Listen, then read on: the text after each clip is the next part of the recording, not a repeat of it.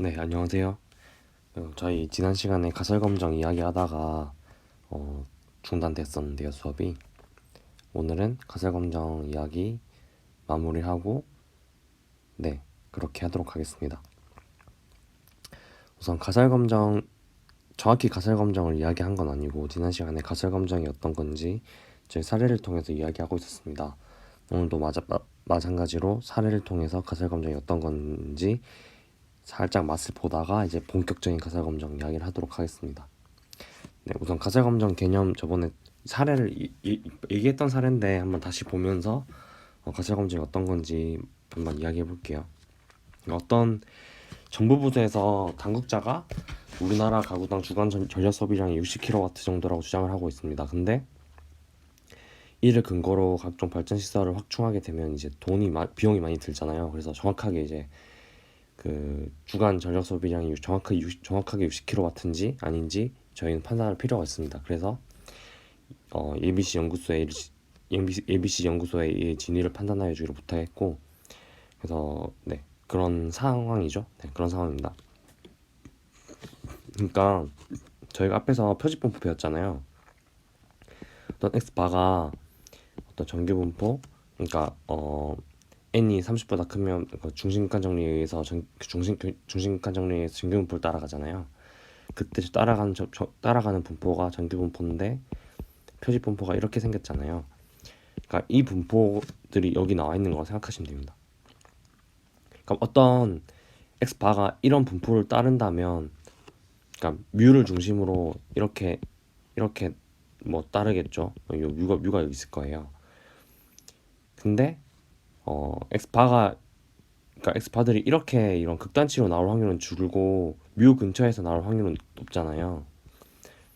그러니까 그 특징을 그대로 이용하는 겁니다. 그래서 만약에 어떤 뮤가 여기 있고 지금 60이 얘가 60이라고 주장했으니까 그게 여기라고 생각할게요. 60인 뮤가 여기 있고 거기에 따른 표집 분포는 이렇게 생겼을 거예요.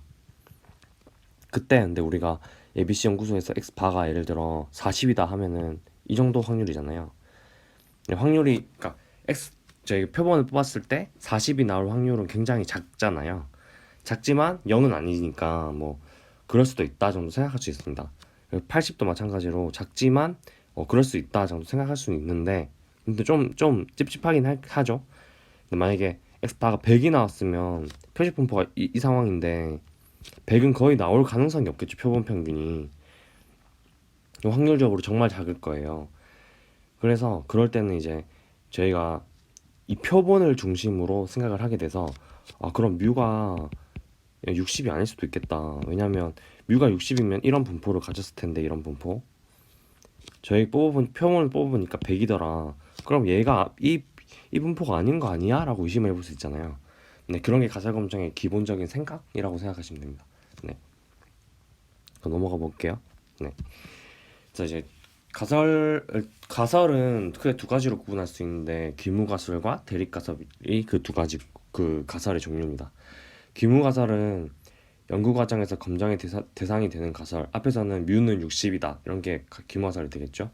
대립가설은 그 그러니까 귀무가설이 아닐 때 받아들일 수 있는 가설, 그러니까 뮤는 60이 아니다 같은 귀무가설을 반대로 이렇게 말하는 그런 가설이 이제 대립가설이 될 거예요. 그러니까 귀무가설이 받아들여질 수 없을 때 대신 받아들여지는 가설을 대립가설이라고 이해하시면 됩니다. 그러니까 표본에서 계산된 통계량이 예를 들어 뭐 아까 같은 경우 엑스파겠죠? 엑스파가 가설로 설정된 모집단의 성격, 뭐 뮤 현저한 차이가 있잖아요. 얘가 아까 60이었고 얘가 만약에 뭐 100이었으면 이렇게 나올 가능성이 거의 없다. 그럴 때는 모집단에 대한 설정한 기무가설, 얘가 기무가설이었는데 얘를 기각하고 얘를 받아들이는 거죠. 얘를 받아들인다보다는 얘가 아닐 거다. 그러니까 뮤가 60이 아닐 거다. 그러니까 이런 대립가설을 받아들이게 되는 거죠. 근데 이제 현저하게 차이가 난다는 게 어떤 건지 저희가 얘기를 해야 되고, 그 다음에 또 밑에 퀘스천이 모집단에 대한 설정의 가설을 채택 또는 기획하는 임계값이 어떤 점이 되는지 이야기를 해야 됩니다. 이게 무슨 말이냐면 저희가 가설 기무가설로 설정한 분포가 이렇게 생겼는데 그러니까 뮤가 여기 있으니까 그런 분포 여기 이렇게 형성이 되겠죠. 근데 이 x바가 과연 어떤 값이 나오면 이 규모가설 기각할 것인가. 예를 들면 80이 나왔을 때는 뭐 기각을 안 하고 100이 나왔을 땐 기각을 한다. 뭐 이런 여기 어떤 기준이 있을 거 아니에요. 그 기준을 어떻게 만들 건지 그 문제랑 그게 이제 앞에 있는 현저하게 차이가 난다는 것이 무엇을 의미하는지이고요. 그다음에 임계값이 어떤 점이 되어야 되는지 이것도 마찬가지예요. 그러니까 요런 어떤 기준, 그러니까 이 값보다 크면은 이 규모가설을 기각할 거다. 뭐 이 값보다 작으면 규모가설을 받아들일 거다. 뭐 이런 게 있을 거 아니에요. 이런 걸 임계값이라고 하는데 임계값을 어떻게 설정할지 그런 걸 다 배울 겁니다. 그래서 6학년 학생들의 평균 성적이 80이었고 5학년 학생의 평균 성적이 60점이었고 두 분포는 정규 분포를 이룬다고 한다. 앞에서 다룬 예제죠. 그때 각각 정규 분포고 50단의 표준 편차 각각 10점이다. 그림에서 70점 이상을 6학년으로 본다면 6학년 학생 중에서 5학년으로 간주될 학생은 이만큼이 된다. 이게 무슨 말이냐면 70점 이상이면 6학년으로 본다면 여기 지금 얘는 다 6학년이에요. 얘는 다 6학년인데 여기 이만큼은 6학년으로 지금 제대로 본 거예요. 70점 이상 6학년 보기로 했으니까 70점 미만에 있는 얘네들은 어떻게 하죠? 얘네도 6학년이잖아요. 근데 지금 얘네 6학년을 안 보는 거예요. 얘네 70점보다 못 받아서 그 비율이 알파 1만큼 있을 거 아니에요. 그러니까 알파 1만큼의 비율은 6학년이 아닌 게 되는데 지금 이 비율은 여기서는 0.1587이래요. 그러니까 15% 정도가 6학년임에도 6학년이 아니라고 지금 기준에 의하면 그렇게 돼버리는 거죠. 안타까운 일이죠. 그러니까 70점을 5학년과 6학년으로 구분한 기준점으로 삼게 되면 6학년임에도 불구하고 70점 이하의 점수를 받아서 5학년으로 간주될 가능성은 15.87, 그러니까 15.87%다. 왜냐면 여기 나와 있잖아요. 요만큼이 15.87이에요. 그러나 15.87%의 오류가 너무 크기 때문에 왜냐면 15.87%면은 거의 100명이면 뭐 15명 정도를 6학년인데 점수 때문에 6학년이 아니라고 말을 하게 되잖아요. 근데 이게 사실 비율이 큰 거거든요. 그래서 이 오류를 줄이기 위해서 5% 알파 수준을 5%만큼 한다면 이에 대응하는 x는 63.6점이 된다. 이게 무슨 말이냐면 지금 이게 이 부분이 15.87이잖아요. 이 부분을 줄이려면 저희가 6학년을 70점 이상으로 보는 게 아니라 이만큼 땡겨서 63.6점으로 보면 요 비율, 요 파란색 안에 파란색 칠해진 부분 있잖아요. 요 부분이 5%가 된다는 거예요. 그래서 6학년임에도 6학년이 아니라 5학년으로 판단하는 비율이 5%밖에 안 되니까 오류가 5%로 주는 거죠. 괜찮다고 생각이 들죠. 오류가 주니까. 그래서 여기 나온 게 그겁니다. 이건 여기는 Z 분포로 바꾼 거 10분이고요. 그래서 이렇게 처음엔 70점으로 보면 15% 정도의 오류가 나는데 이걸 63.6%로 바꿔가지고 63.6보다 작으면 5학년, 크면 6학년으로 판단을 하면 63.6보다 작은 애들은 5%밖에 안 되기 때문에 실제 6학년이지만 5학년으로 판단되는 비율은 5%밖에 안 된다고 지금 생각할 수 있습니다. 오류의 비율이 5%밖에 안 된다. 그래서 이런 5%, 15.87% 같은 오류의 가능성을 유의 수준이라고 얘기합니다. 그러니까 흔히 저희가 알파는 0.05, 뭐 알파는 0.1567이었나요? 1587. 이런 식으로 쓰게 되는데 이걸 유의 수준이라고 하고 지금은 오류 정도라고 생각이 되잖아요. 지금 오류라고 생각하시면 됩니다.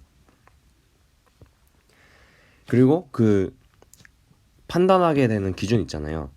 이런 점수, 여기서부터는 5학년, 여기서부터 6학년 이렇게 판단하게 되는 점수, 이런 점수를 임계값이라고 지금 생각하시면 됩니다.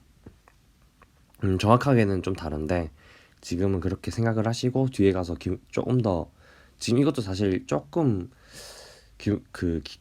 가설 검정을 쉽게 이해하려고 약간 풀어서 좀 사례를 이야기하다 보니까 정확히 다 맞는 개념은 아닌데 지금은 이렇게 이해하시고 뒤에서 조금 더 엄밀하게 한번 이야기해 볼게요. 그래서 저희가 저희가 그러니까 표본 한 명 뽑았잖아요. 한 명을 뽑았더니 걔가 예를 들어 62점이다. 그러면 저희는 얘가 5학년이라고 판단을 하겠죠. 실제로 이 저희가 맨 처음에 기억나시나요? 이거 처음 했을 때 교사가 학생은 6학년이랑 가설을 세웠거든요. 그리고 그 대립가설로는 학생은 5학년이라고 가설을 세웠어요.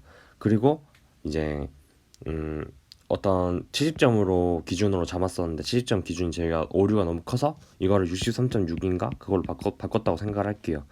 그리고 어떤 학생을 뽑았어요. 지금 어떤 상황인지 아시겠죠? 그러니까 어떤 선생님이 규무가설이 6학년이다.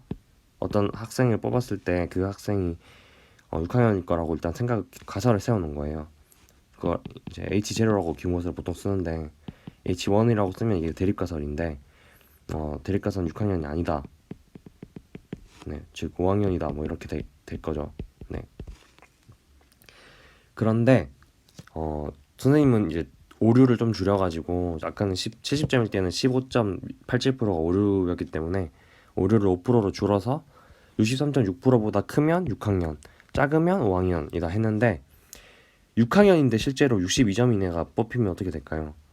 그러면 저희는 귀무가설을 기각하겠죠. 왜냐면 63.6점 기준으로 얘는 이쪽일 거면 5학년이라고 생각을 할 거니까 선생님이 뽑아보기 전에 가설은 이렇게 세웠지만 그러니까 표본을 뽑기 전에 가설은 이렇게 세웠지만 어떤 학생이 6학년일 거라고 생각을 했지만 실제 그 어떤 학생을 뽑아보니까 걔 점수가 62점이야. 그러면 선생님이 63.6보다 작으니까 작을 때는 5학년으로 판단해야지라고 생각을 해뒀으니까 62점을 받으면 귀무가설을 기각할 거예요.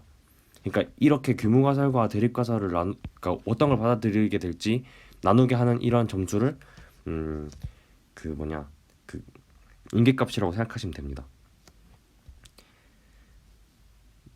네, 네, 제가 다른 데가 있었네요. 네, 뭐 똑같은 이야기니까 계속 그 얘기하고 있으니까.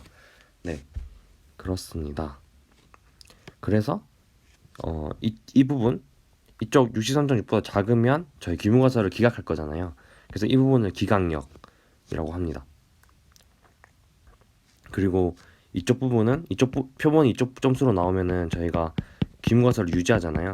그래서 이쪽 부분을 채택력이라고 합니다. 이쪽 부분은 기각력. 네. 지금 시간이 좀 많이 지나서 여기서 끊고 계속 하겠습니다. 그리고 다음 강의에서 이 부분 조금만 더 다시 설명해 볼게요. 네.